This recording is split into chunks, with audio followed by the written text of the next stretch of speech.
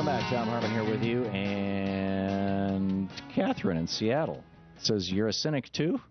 Really? I am a cynic, and, a lot of people will call you a cynic, by the way. I suppose, but I don't think I am. I think I'm an optimist. I don't see that particularly. I mean, you're pretty harsh with a lot of people, but that's okay. This government is based on lies. I mean, I'm tired of the lies. I'm very cynical. Mm-hmm. And, I have had so many experiences. Let me just give you one experience. I was in Moscow when Lee Harvey Oswald was there in the same place, October 26th. In the radio factory, you mean? No, I was at the Moscow consulate in Moscow, American when he consulate. Okay.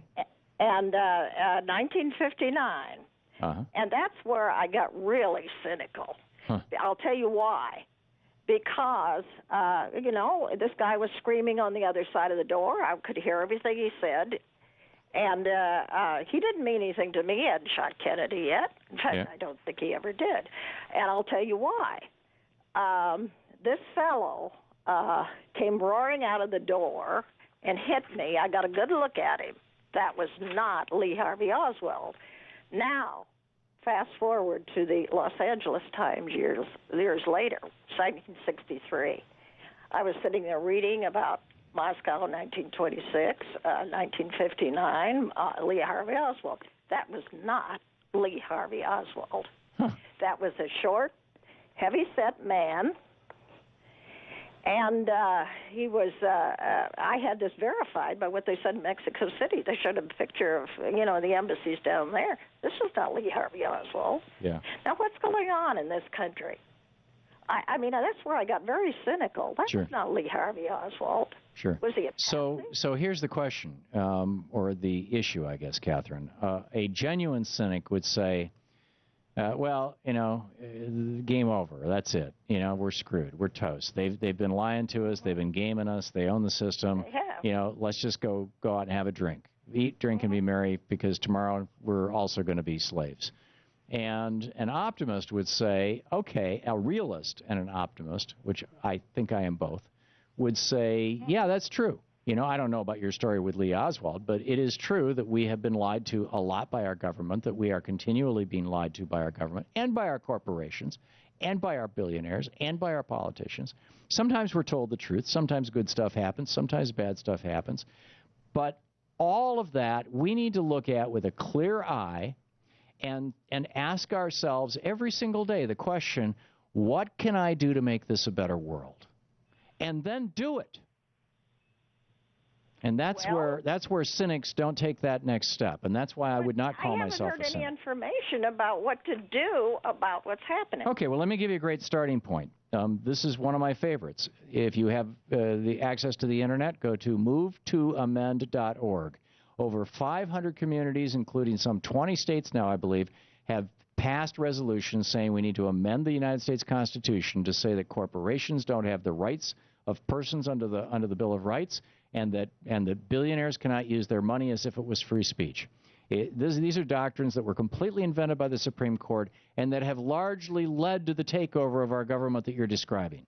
If we the people can pass this, and we can do it without the federal government even being involved, if we get enough states, if enough people active in enough states, if we can pass this constitutional amendment, we can roll the United States back to the progressive era, and we can start making really significant changes. And there is a huge national movement to make this happen. I wrote a book about it called Unequal Protection, but there's other good ones out there as well. That's one starting point.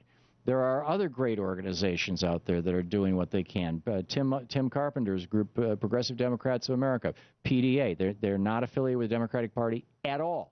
They stand on the outside and they push Democrats as hard as they can to be progressives, and they work to get progressives elected in primaries and to help people of goodwill infiltrate the Democratic Party. I'd love to see people of goodwill infiltrate, the Republican Party as well. But, if we just sit around and wring our hands, this country will go down the tubes. We have to do something, Catherine. And there are. I know. And If nothing else, just show up at your local Democratic Party and say, I want to volunteer. I want to be the voice inside who is going to be speaking truth to power rather than the person on the outside who's just complaining about being helpless. Yeah, but I'm not helpless. I've done all the things you said. Okay. Well, good. Then you're part of the solution. It won't, when Elizabeth Cady Stanton and Susan B. Anthony got together in June of 1874, in November of 1874, and decided that week Susan Anthony was going to go down to the polling place and vote, they hoped that in their lifetimes they would see women have the right to vote. She went down, she voted, she got arrested.